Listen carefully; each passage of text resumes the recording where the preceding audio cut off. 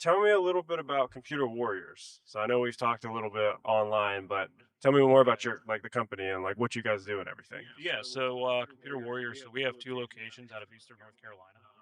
Primarily, we have two sides of our business. The one side is the repair side, where we do computer repair, phone repair, micro soldering, data recovery, and we also sell devices in the store, buy devices. And then the other side of our business, we do B2B IT services. Nice. So we go out to people's businesses, their residential houses, we'll do on-site support, remote support. We also are their IT providers. We found over the years that a lot of MSPs, traditional MSPs or IT companies, they have a like their ideal customer profile is a customers above 20 workstations, which is it's a huge Right. For right. Like small it's a very businesses. right small Yeah. businesses. Like there's a huge void. They're definitely really underserved. Because what happens is like when MSPs start off, they're trying to get as much business as possible. So they'll just grab whoever. But then Mm, as their business grows, so does the quality of the customer experience for their smaller clients because now they're no longer as profitable for them. right. And then so they fall off, try to find somebody else. At that point, it's really expensive for them to move to a different IT company. So that's kind of where we stepped in and took over and said, "Hey, we're only going to focus on companies that have less than 10 workstations, and then handle their IT from there, just to kind of help diversify a little bit of what we do." That's And so, that's really interesting. Like I think a yeah, lot of people in this industry are not doing that at all. Like the hybrid MSP is kind of what I might call it, right? yeah, Um, yeah, correct. what year did you guys start doing that? So we started doing that hybrid MSP model. So we've actually back in 2017 is when we started just doing residential protection plans. So we had the tools to do MSP work and the management side of that, So say but more. So you had the tools to do the managed plans. Were you doing that through like an ACO, or did you have an insurance provider that you were no. offering the So managed it plans was through? the managed plans. When my definition of like a protection plan or something like that is where we handle like the security or their antivirus on their computers. Got it. We're going to manage their updates for them, Got it. and we're going to offer them backup solutions. And Love it. so we first started off offering that to residential customers around 2017, and then around 2019, actually right around the time that COVID hit and the world just exploded open where a lot of people were working from home, left a lot of businesses vulnerable, and MSPs were using that as leverage to capture a lot of bigger business. And then we started seeing a trend where smaller businesses were being pushed to the wayside, and Hmm. that's when we stepped in. We said, okay, well, we have the tools, resources, and team members already Right. for this residential piece. Let's start off slow and start with managing small businesses that have three computers, and then three turned into five, and then five turned into 10, and now we're up to 15. And I think the most that we're going to go to is 20 devices where we're doing that MSP, and it's pretty cool because not only are we handling them from the B2B IT side, but if they have a break fix issue, we have the residential stores that they can come into and get them fixed. That's part of our sales pitch is look, unlike a traditional MSP, if your devices physically break, they're going to throw their hands up in the air and say, sorry, I can't help you. Right. Versus us, we'll take it back to our retail stores and fix it for you. Right.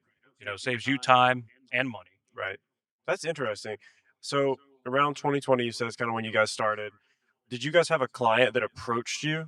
Because I think a lot of the reasons that people in our industry, at least in the repair side of the industry, aren't Yeah. doing in the MSP side is because it's kind of like two different sectors, right? Like, Hmm. and also there's, I think a lot of people in our industry are kind of like, why would people pay to manage, Google Workspace or the Microsoft Service accounts? Because it's such a Right. small thing to us. We're like micro Yeah. soldering and doing these really advanced things. So did you guys have a customer that maybe approached you and was like, hey, can you help me with this? Or how did you guys get your foot in the door doing that? Yeah, so primarily, so we started off primarily doing computer repair. We branched into more phone and tablet as the years gone on, but starting off in computer repair, having customers come in with viruses and Yeah. really trying to figure out what solutions we can offer them. Mm, And we were reselling other people's security services, mm. Kaspersky, McAfee, all of the name brands, and then finally we said, well, why don't we handle that? Hmm. Not only does it build trust within the community, it keeps those customers coming back. If they have any other needs, we can help fulfill them. Right. And so that's what started the residential piece. And then as time went on, we quickly identified that there's a lot of independent entrepreneurs that needed a little bit more hands-on from an IT perspective. Hmm. Um, that was more actively managed, and we had a couple of clients that were like, "Hey, I really am wanting you to just handle my IT for me. Is that something you guys are willing to do?" And then we started slowly getting into it, and then eventually over time started adding more and more solutions to our customers, like managing their 365, their Google Workspace, managing their networks, their firewalls. So you guys You do know, both Workspace and Microsoft? Because I know some we MSPs do. are like, we're only Yeah, I mean, Microsoft. we push a lot more Microsoft, Really interesting. but there's a lot. It's from our perspective, we're able to easily and more effectively manage the security and the setup for those clients, especially those that need to have some level of compliance Hmm. to them, and it just makes it a little bit easier. Versus Google Workspace is it's not as easy to manage Right. for that. And then so we started throwing those in, Microsoft, Google Workspace, firewalls, running cat cables, cameras, really just trying to find a way to help continue to diversify, our offerings that's still around our main service, which was computer repair. Yeah. No, that's super smart. Like, what percentage of your business today would you say is computer just repair in general, not just computer repair, but phone repair, tablet repair Yeah. versus the MSP world? I think right now the repair side is probably right around, I want to say 60%, Yeah.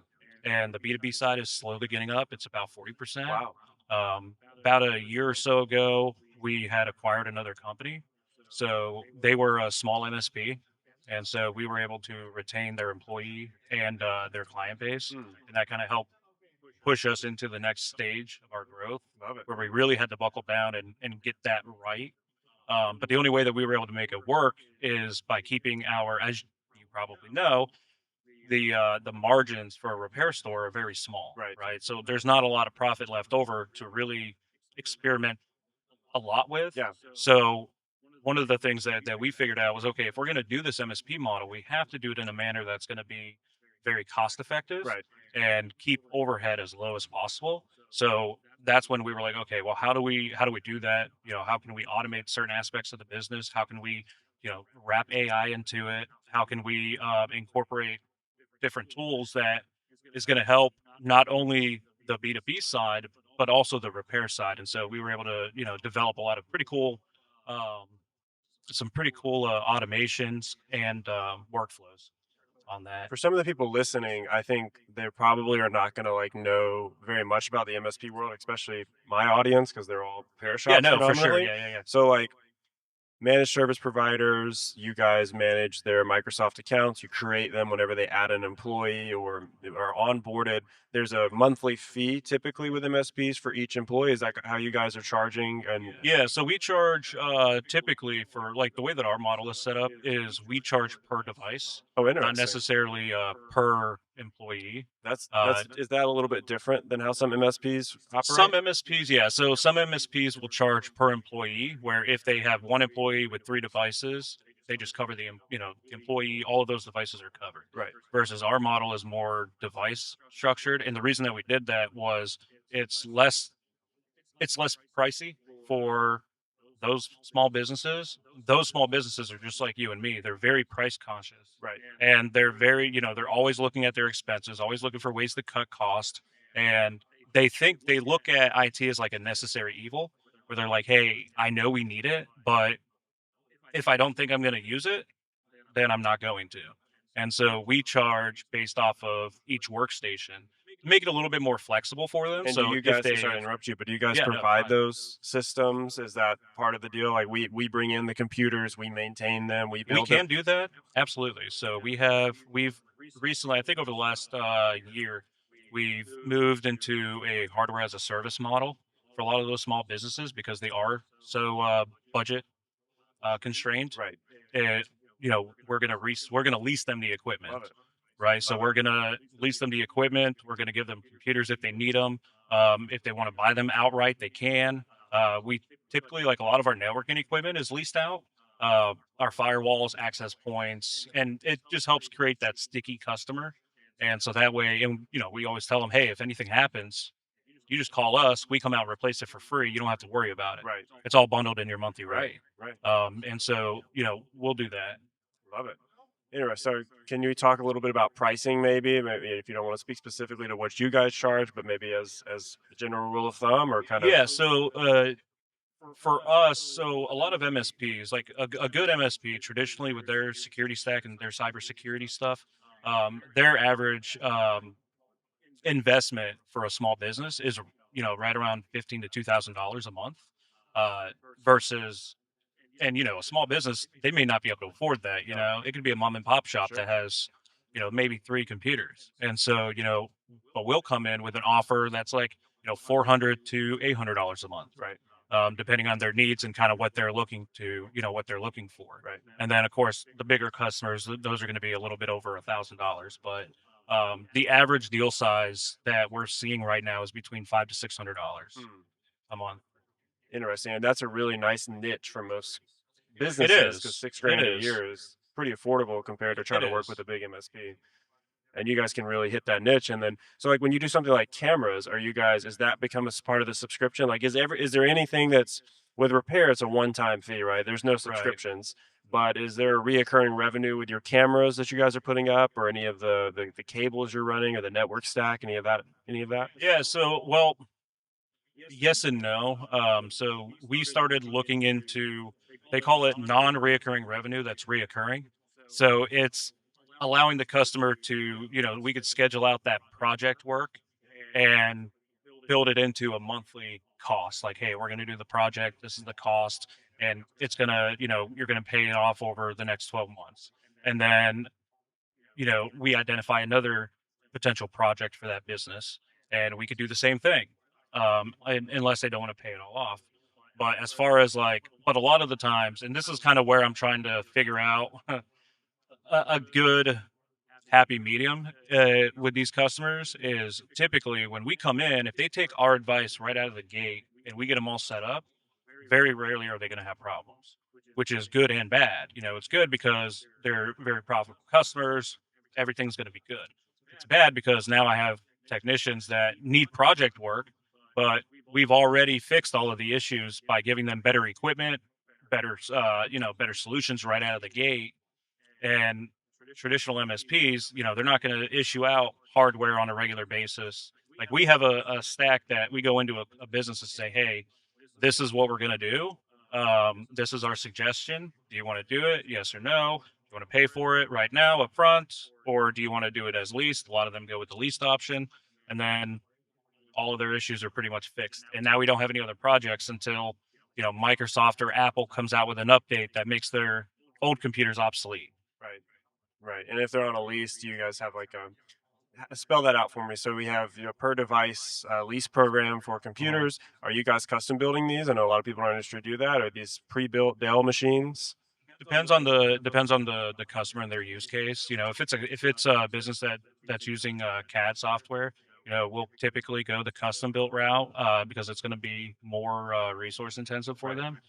And then most customers, we're going to go with the Dell premium workstations for them, or the Lenovo ThinkPads, and we'll buy them and then we'll switch them out every 3 to 5 years, just to make sure that they constantly have something new and refreshed. But at that point, we've made our money back in the first 10 months. So the other 2 or 3 is just purely profit at that point. Love it. So switching gears a little bit to like the sales side of this, do you Yeah. guys have? I think you, in my email with you, you have maybe 10 employees, 7 employees. How many employees is About yours? 13 13. now. So Yeah. what percentage of that is like sales versus techs? Yeah. And So is we and sorry, have, but is that all in one roof? Is another good question. yeah. So no, so we have the two locations. Each store is staged with 3 employees, two techs and one salesperson. And then the MSPs, and then the B2B side, we have a service coordinator who's pretty much like dispatch. They take all the calls. They're managing the technicians' calendars. She's our team lead, so she's the supervisor in charge of that department. And does she work from Um, home, or does she have like an office that she's she's at? in the office. Okay. Yeah, yeah. So you So guys she's in really the have three office. locations, or there's an office in one of the There's an stores? office inside of both Okay, locations, nice. so that way the technicians, when they're not on site, they can go into the store because they're also working closely with the retail team, doing things like pick up and drop off for the customers, Mm, doing going to one of the residential customers' house and installing a router for them, setting up a printer. mm, They're also, if one of my retail guys sells a computer, they also have the ability to sell like a on-site delivery and setup with that as well. So those IT techs will, take that out to the customer's house, set it up for them, get it all connected and configured. And in some cases, they'll also go to the stores to do consultations with customers. So we work very well together. It almost has to.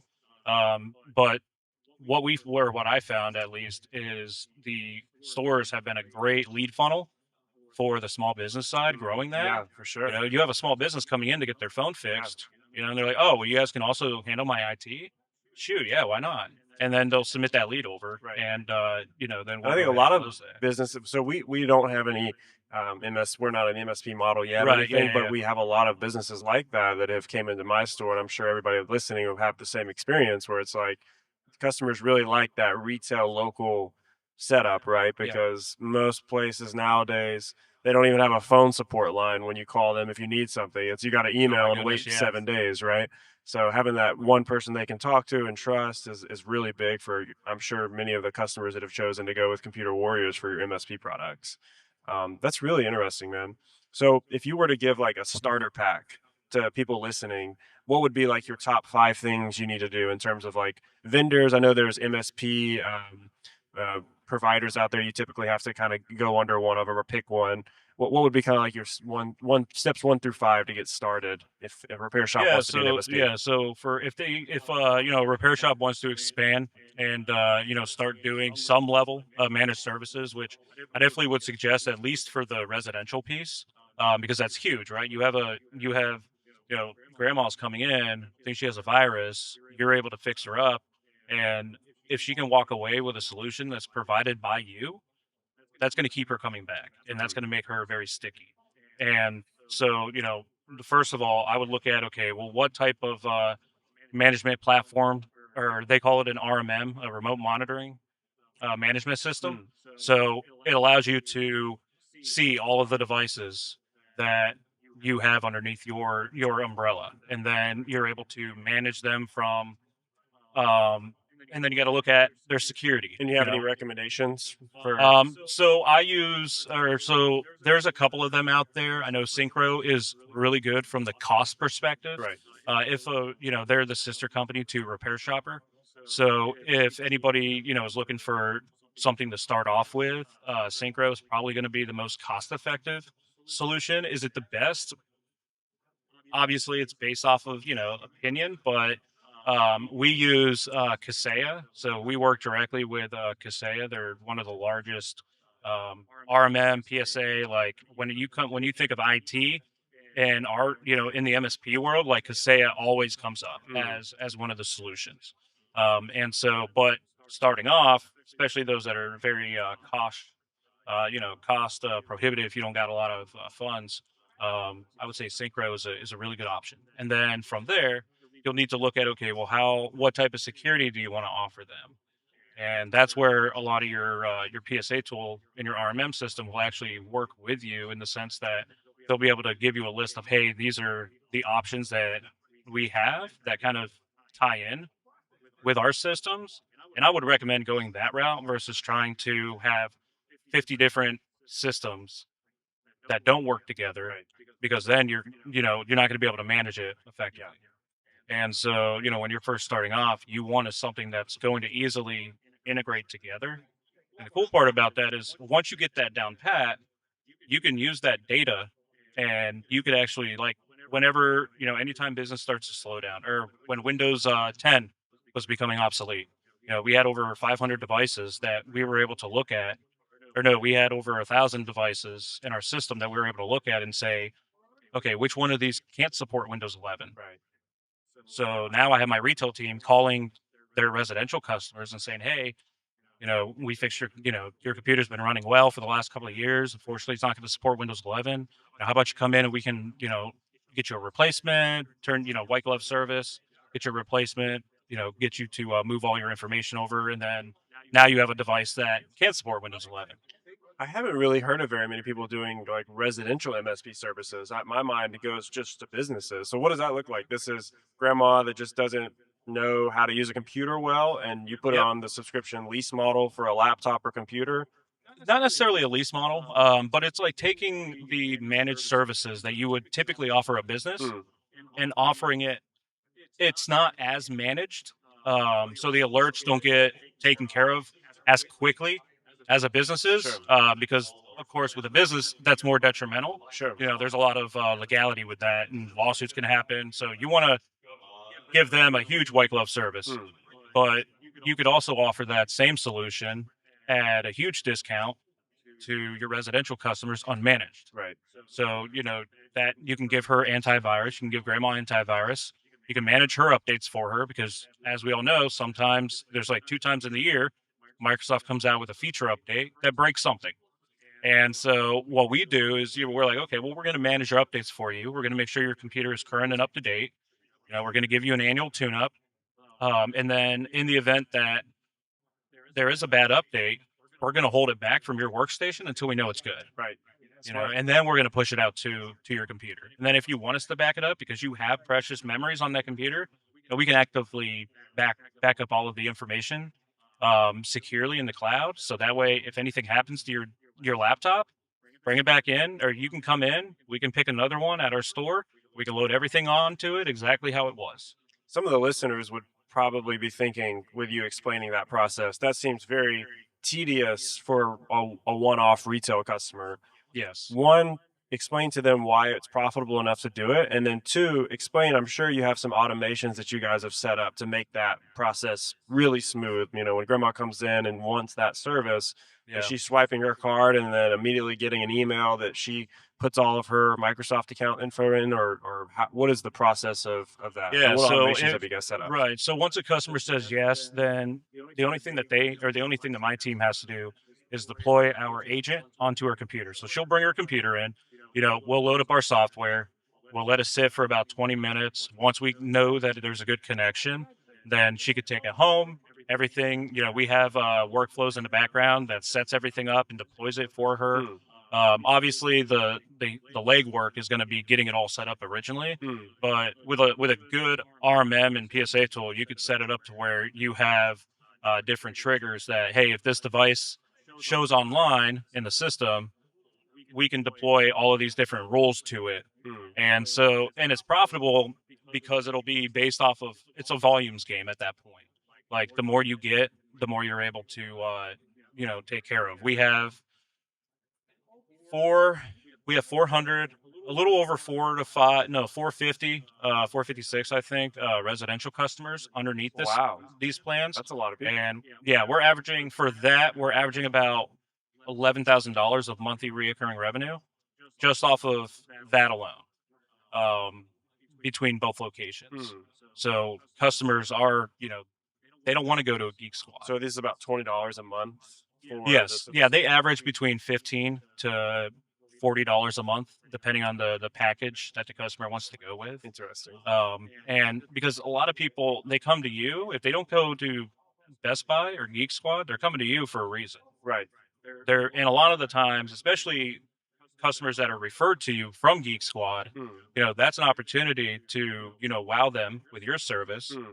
and then offer them security that, because guess what? When they called Geek Squad to get an appointment, they had to go through an automated system, Yeah. right? They had to talk to an AI or Stand in line for somebody, 4 hours. stand in line for 4 hours just to be told, sorry, I can't help you. So the fact that you answered your phone, the fact that when they showed up, you were right there ready to help, that already builds tremendous trust. And if you could be the one that handles their personal Hmm. security on their computer Hmm. and their updates, they're going to be more than happy to pay for it. Interesting. More than happy. Another concern I think people might, few, but some of the smarter ones might think, what is the concern that you guys have with security and as well as like potential lawsuits, right? Doing it with a business, I feel like it's a little more straightforward. There's more risk, but you have less like psychotic customers. I'm sure you have some of those like maybe older people that are not as clear in the head, or and we Hmm. get it a lot in our retail shop, people coming in that are 70, 80, 90 years old, and that's like they think there's a ghost in their phone or that sort of thing. Like, Yeah. do you guys ever worry that working with some of the residential, like, I guess the better question is what security metrics and what agreements do you have in place to protect you guys as well as systems from someone claiming one of your tech's sole credit card information off of a computer or something like that? Yeah, no, definitely good. So we have so built into our system, we have it set up to where my techs can't remote into a workstation without being given a PIN from the customer. Mm, So what happens is when a remote support is initiated, there's a PIN that pops up on the customer's love device it. that my technicians have to enter in Yep, order to go into the device, got it. in order to be able to do that.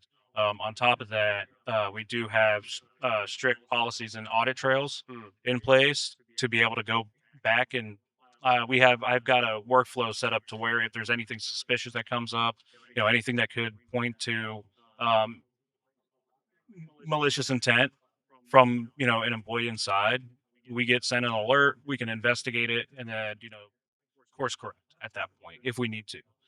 But from like the security standpoint, from the customers, like, hey, how do I know that you guys aren't going to be stealing my information or all of that?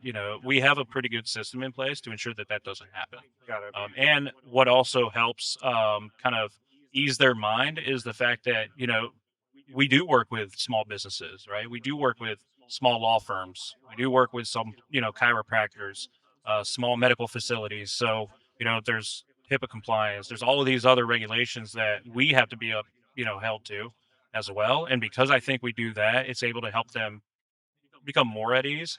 Because you're right, like, and especially in our industry, there's a lot of people that are out there that have put a bad taste in some customers' mouths. Definitely. In regards to third-party repair companies. So being able to help break that mold, I think, is really important. But I also think a big part of that too is just the education piece for those customers, being able to sit them down and be able to just talk to them one on one about what you're trying to do for them, the importance of it, what you have in place to help mitigate the risk of anybody from going in and doing anything malicious on behalf of our company.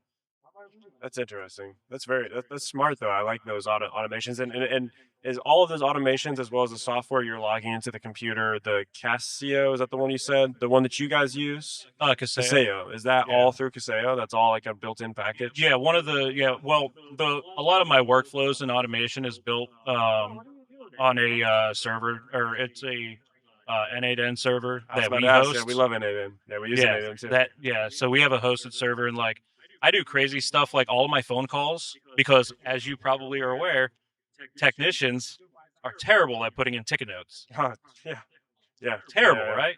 So I was like, okay, how can I solve this? How can I ensure that there is effective communication between our customers and our employees? And then, if a customer, how many times has a customer came in and said, "Hey, I spoke with Jonathan, and I'm here to do this," and you're like, "I don't see that in your Yeah, yeah, of ticket." course, of course. You I know, was busy, man. I I forgot. forgot, and but he's at lunch right now, so you can't even Yeah, you have no idea. you can't Yeah, even yeah, call and ask him, or if you do call, he goes to voicemail right. because he's on his break. So I have all of my phone calls screened, or I have the Transcribed essentially. Yeah. transcribed, summarized, and uploaded automatically into the ticket. So if So one question: one, what are you using for your VoIP services? And Mhm. then two, what is the POS system that you guys are using in your repair in your shop to be able to accomplish that? Yeah, so we use Citricom Centricom. Okay. as our VoIP solution, and we use as our system. It's RepairShopper. Okay. Yeah. And we also use a little bit of MyRepairApp for their display shield. And so, when a ticket gets created in Repair Shopper, it'll create that customer and MyRepairApp and that ticket. So all my team has to do is take payment for the display shield, and then it attaches it to Repair Shopper.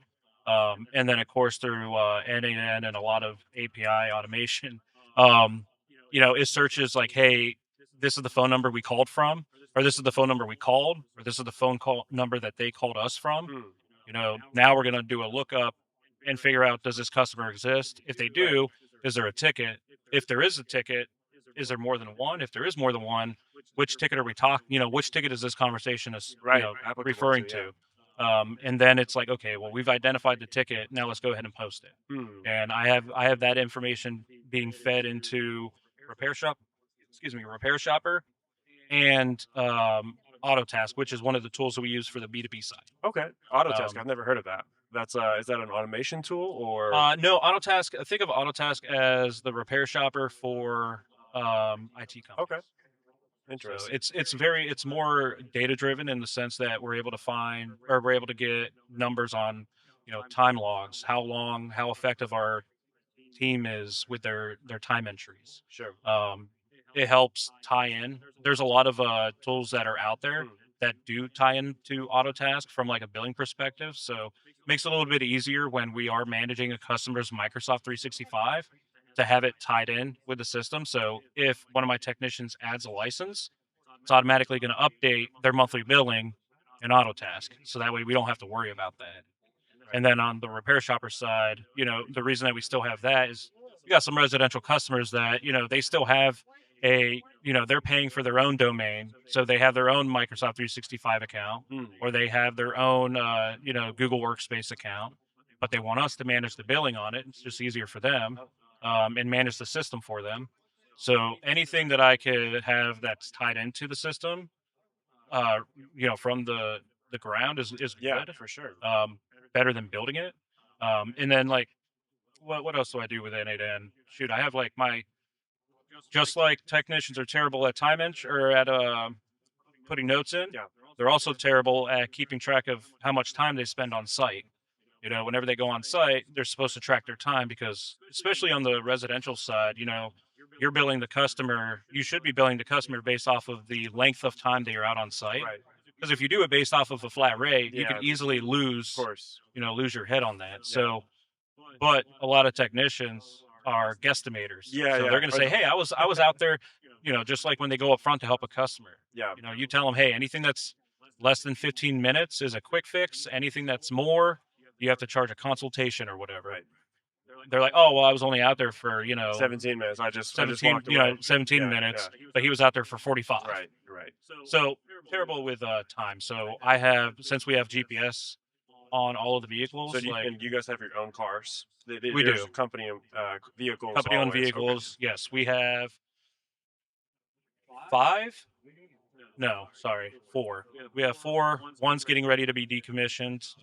It hit over 200,000 miles, so it's Probably about time. time. Yeah. Yeah, and then so we're going to be moving them into the other one. But yeah, since it's all company-owned vehicles, we got GPS trackers on there, and because of that, a lot of GPS systems have alerts that you can set up that tell you when ignition was turned on or off. Hmm. And so, what we use that data for is to figure out when is the technician on site at a customer, Yeah. because it's able to pull that data from the GPS tracker. It's able to pull that data from RepairShopper or from Autotask. Hmm. And if everything works, or if everything is green lighted, then it'll put a time entry in for the technicians. The only thing they have to do is update their note. Hmm. So it automatically logs how long they were on site for versus a guesstimate. Are you the lead developer for these automations? Like, are you? Unfortunately. Unfortunately. Yeah, unfortunately. Me too, man. I love N8N. I think N8N is revolutionary. Like, It is. it really solved that API integration problem It where it did. made it really 100%. simple. And man, like the amount of cool things that I've done with N8N is and the fact that you can jump in there and build something in 30 minutes to an hour and a half that might be before took a day or 2 days is incredible because I find myself building little automations. It's like that I would have never even wasted time Yeah. before N8N was there. Um, I also find, and I think N8N is like a precursor to where all this is going. I think a lot of these software companies that are out there are probably just going to poof away because you're Yeah. going to get sucked up by like, if you look at your business, right, like you're slowly replacing little things with N8N just like we are.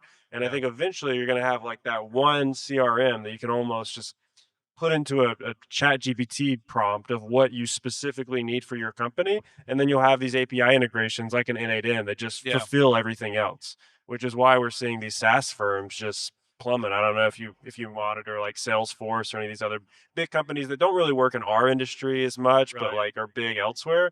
Their stocks are hugely down because Oh yeah, they they're going are. to get automated away. I mean, why would I pay for X software or Salesforce if I can build my own specific version of what I want and need tailored to my business, within a few days? There's just no point anymore. So I think shops like you are really No, going I to mean succeed. They can I do mean it. that's definitely a good point too, because I mean, like Salesforce, high level, all of Yeah. those. A lot of the times, there's a lot of additional fluff in that Yeah. system, and you're like, I don't really need that. Yeah. The only like, for example, high level, and you gave me an idea to replace it, so thank you.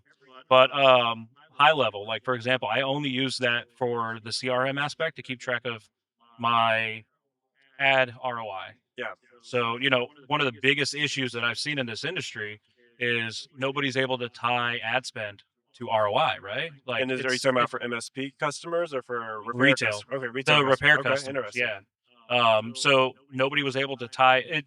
A lot of companies, they're marketing companies, they're like, um, hey, well, what's your ROI? I don't know. I'm getting business. Well, turn off ads. Oh, well, I'm still getting business. 90 days later, I'm not getting business. Okay, well, let's turn on ads. I'm getting business. How much business? Like, there's nothing there. It was very hard to find a marketing company, at least in our area. And you may have a suggestion, but Yeah. it's been very, to me, troublesome to find a marketing company that can't even tell me what my ROI is on ad spend. Hmm. They're trying to contribute revenue increase to what we're paying for, which is, I guess, that's just one piece of the that's just one part of the equation, right? Like how much revenue. But one of the things that I use like N8N and high level for is tying my CRM Which to is your CRM, a repair high shopper? level. Okay, high level is the High CRM. Got level it. is a CRM, and then my ticketing system, which is Got it. RepairShopper, I'm able to tie those two together Got it. to say, okay, Google ad comes in, if they come in on a Are landing you page, guys or are using Google Ads for we repairs? are. What is your workaround for that? Or do you have a like a one of the agencies that you're working with, or you're No, just I'm doing it myself. And we're also leveraging local service ads. okay So a lot of for folks repair? Like for for repair? repair. Interesting. Yeah, so Google has their local service ads. A lot of people say that they're specific to service-based Yeah. businesses, the Google guaranteed. Yeah. I was So unaware that you could get that for phone repair shops right you now. can. Interesting. You Interesting. can. There's a lot of marketing companies out there that'll tell you that search is still a better way to go than the LSA ads. Um, I would almost disagree. I've seen a lot better of a return on my LSA than I have on Google search, by about at least 5x. Yeah. Um, and I know that data because I have that data. Mm. Like anytime a lead is generated, I know who the customer is. It As soon as they create a ticket in Repair Shopper, it sends that data back to Google and says, "Hey, this was a good lead." And then anytime an invoice is generated under that customer within a 30-day window It's of them tracked. checking in, Love it. it's extracted, attached. So I'm able to say, okay, I spent, $2,000 on Google Ads this week, but I made $20,000 in revenue. And these are Interesting. the customers that I got them from.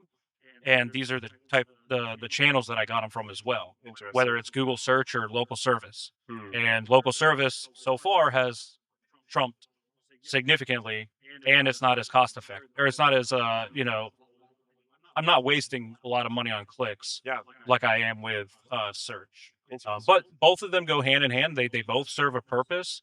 Local service ads are very, you can't manage them like you can search. Yeah. Um, you My know, brother runs an HVAC company, and I've helped him set up his local service ads okay, yeah, for so it. you're So I'm familiar super with that. Okay, familiar with. It. Yeah, I just yeah. yeah, at least this was maybe a year and a half ago when we set it up. But I remember going through the process with him, and I never saw phone repair as like an option. So did you select a different type of business or something No, when you anyway, maybe they added it and it depends on the area too. I know okay, that they've slowly been trying to roll it out across the United interesting, States. interesting. They did roll it out over a year ago in North Carolina. Were you in the industry about 2018, 2019? Yeah. Okay, so you remember when Google banned? I Yeah, yeah. remember. So I was Yeah. the one that like broke that news. There's if you just Google like PC or repair shop banned, and you'll see a Yeah. PC Magazine article. XI Repair was the one featured in that because I was online like, guys, I'm spending crap ton of money on Google ads and making a ton of money at an 18 as an 18-year-old.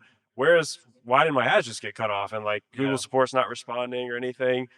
So it's nice that they're at least changing that a little bit with local service ads. I was unaware of that, so that's Yeah, they are. interesting. And it depends on the area. And I think I like it because it allows them, allows them the ability to go through the screening process. I know the intent behind why they banned it. Yeah, Not happy about it, yeah, but I understand the intent behind it. So the more that they can put a system in place like LSA to it where they're keeps like, bad okay, actors out for exactly, sure. it'll keep those bad actors For out. sure. Yeah, a lot of people were especially on the MSP world felt it because you had a lot of guys acting like an MSP essentially and say, "Hey, Yeah, we'll log into your computer and fix your problems," and then they're actually copying everything or locking you out and saying you got to pay to get me back into it. Same thing that was happening with locksmiths. I don't know if you know, but before our industry was banned from Google, locksmiths locksmiths got were too. banned. Yeah. Yeah, and they did kind of the same thing. That's really interesting, man. Well, good for you guys.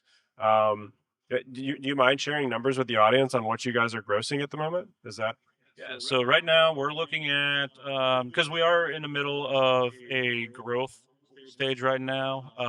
We're projected to do about 2 million heck yeah, across the man. board. Heck yeah. Thanks. And that's between the two stores and the MSP model. Yeah.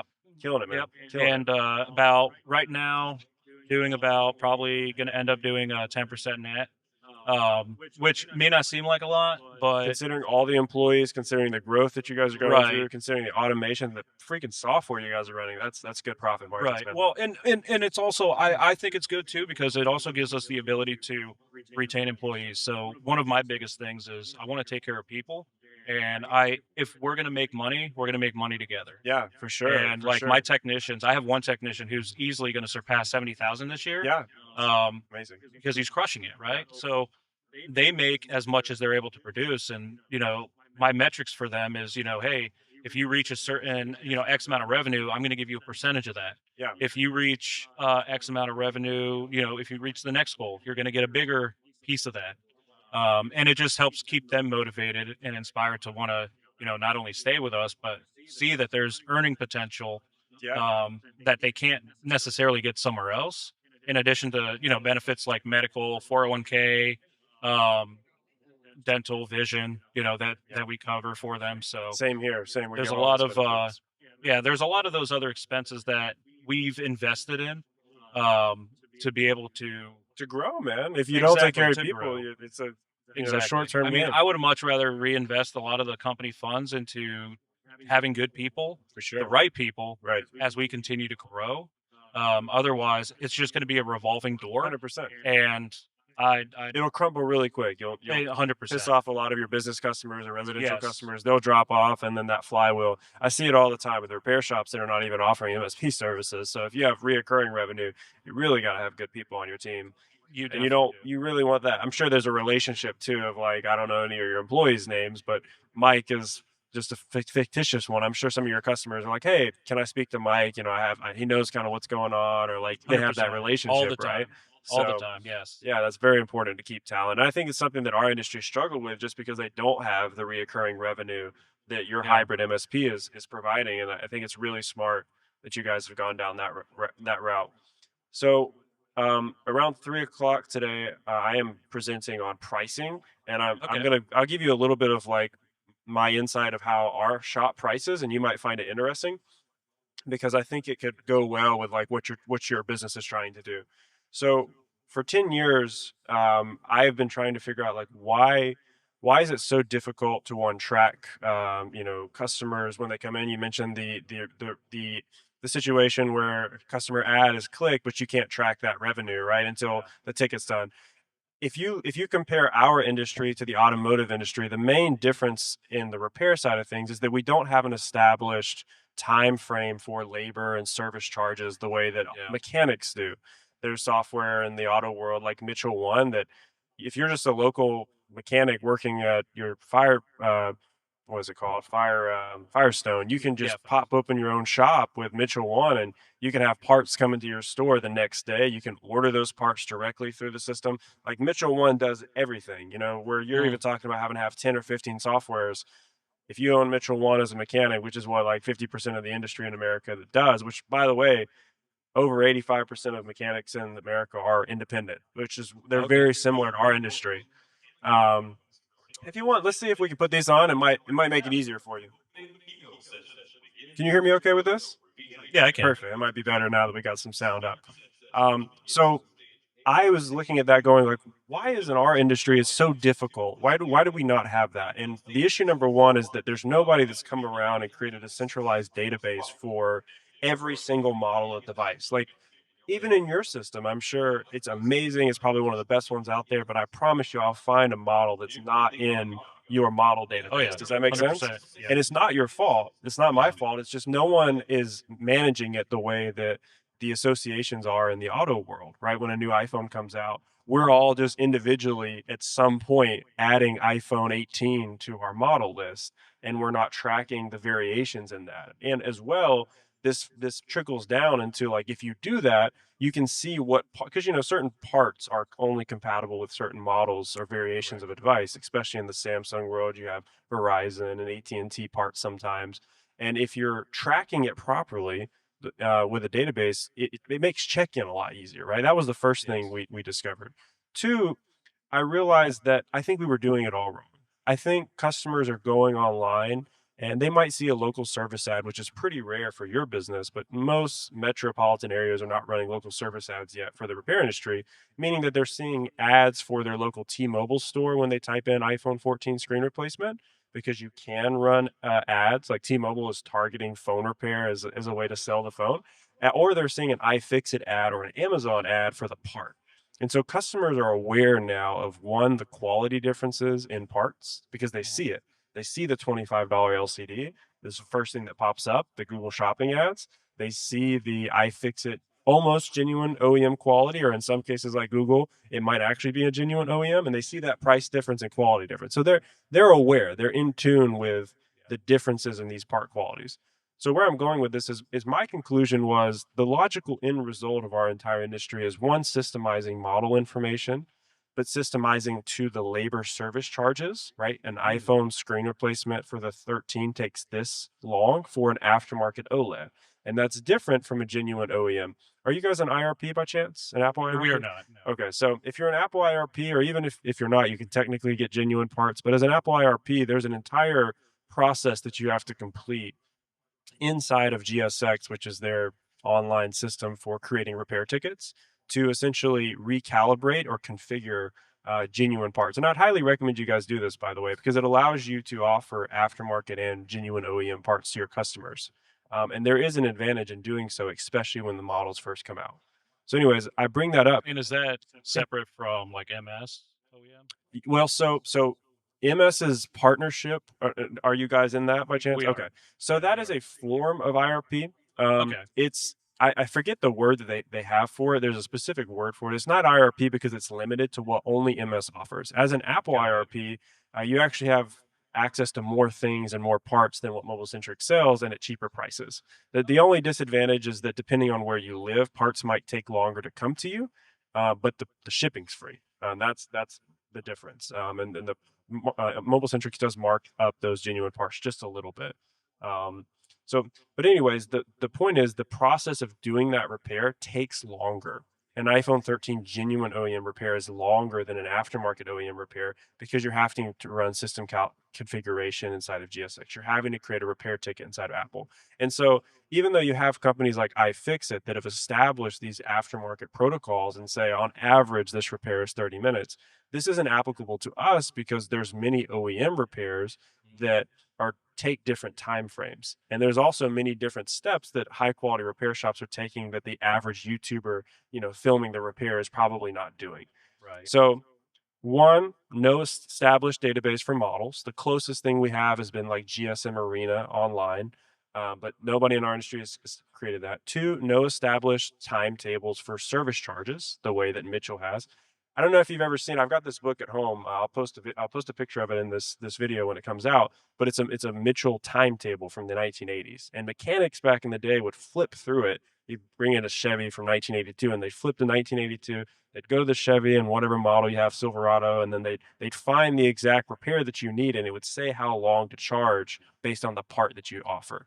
So Yeah. the auto industry was doing this 40 years ago. We're Yeah. still not doing it.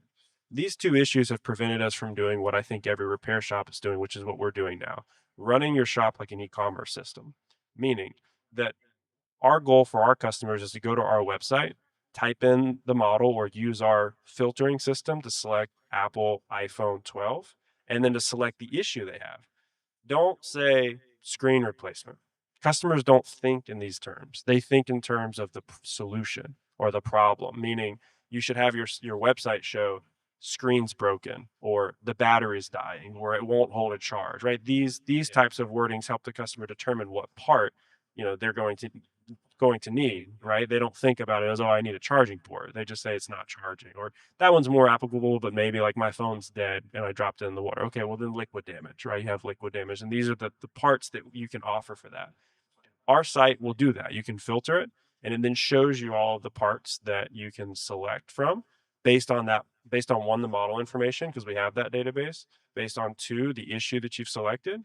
And then you can see the different qualities and the customer can make that decision. Think about it like going to AutoZone, but with service, Yeah. right? You can select I the like that. part, but then you can select the service that you want. And here's where it gets really sexy. One, you can track this because now you're sending ads to an e-commerce site and you're immediately getting the tracking data as soon as the customer's on the site. That's how the entire internet's built, right? And you're seeing shops in the auto world, they're doing this. A lot of people, when I give them this spill, they say, well, no one in the mechanic, no, none of my mechanics are doing that. Well, yeah, they actually are. If you look at Discount Tire, they're a multi-billion-dollar company. And if you go on their website, you can see the tires for your truck.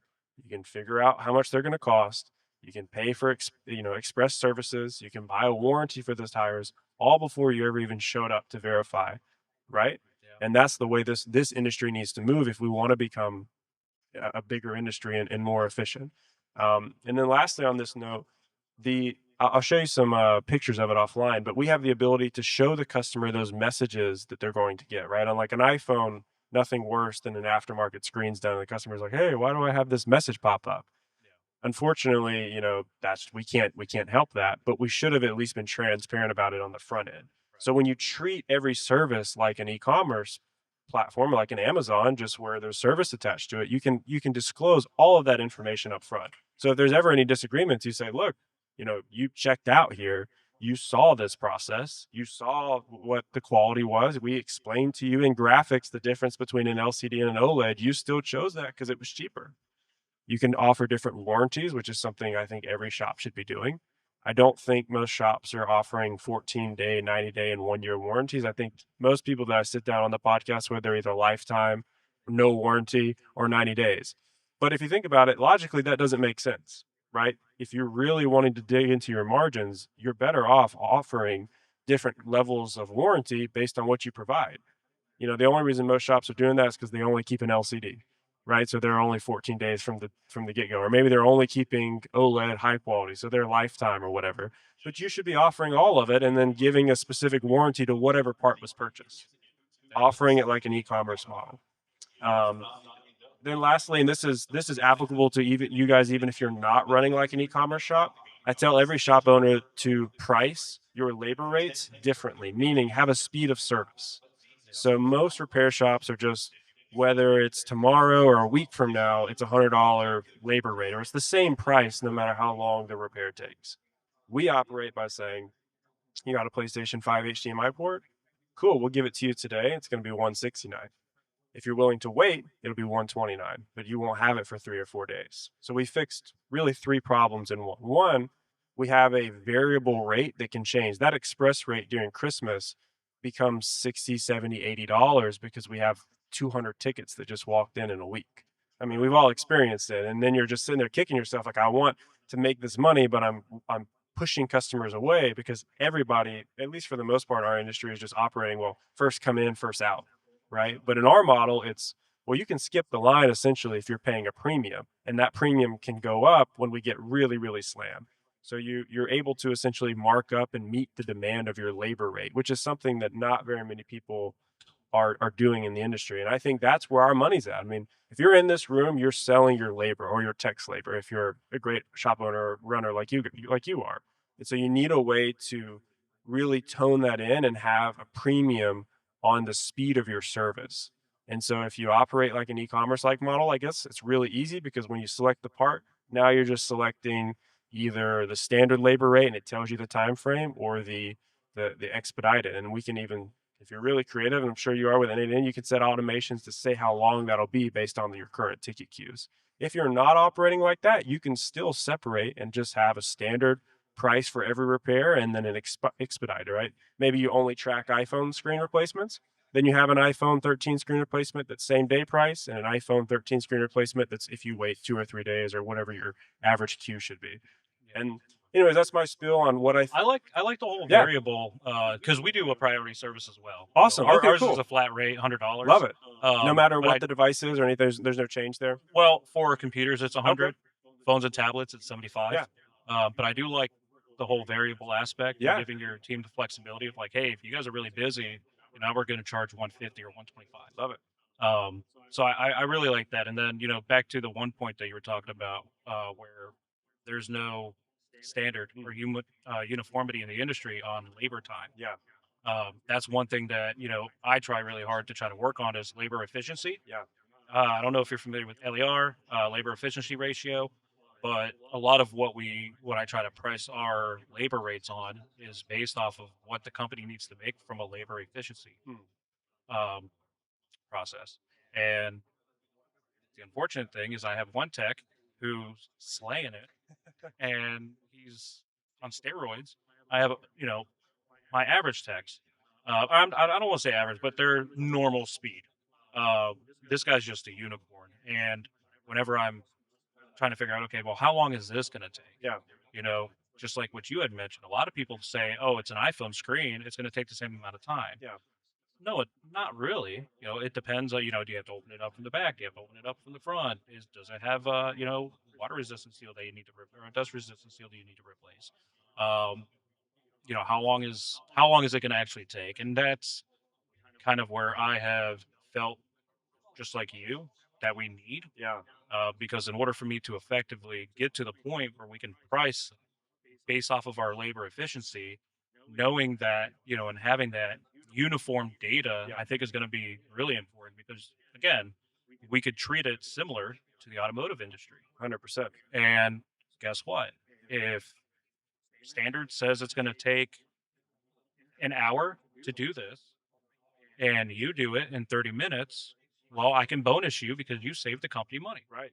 and you moved on. Now you can move on to something Are you else. familiar with how most mechanics are compensated? A little bit. Yeah. So in the auto industry, because they have these established time frames, and because they're so the average repair shop has a sales team like us and technicians back just like us. We're so similar to that industry. Yeah. The auto tech or the auto salesperson in the front typically makes commission on selling the parts. The technician in the back is compensated based on how fast they do the repair. So if it's a AC repair on some Ford F-150 from 2001, there's a estimated time that that repair should take. So let's say it's 2 hours. Yeah. So the repair shop's going to bill 250 an hour. It's going to be $500 for that repair. The technician is going to get a flat rate. Let's just say it's $100 an hour. So he's going to make $200. If he can do that repair in an hour, he's effectively making 400 by doing multiple repairs, right? And so it incentivizes the auto mechanics to get better without penalizing repair shops for hiring new hirees, because if it takes him 4 hours, he's still being paid the same amount of money. That's how pretty much every auto repair shop in the country is running. We would benefit highly from a system like that, Oh, 100%. but we can't because we don't have that data and systems yet, which I think has really held a lot of shops back. Because, I mean, I didn't have it, and I've spent a long time building a database like that, and it's still not perfect, right?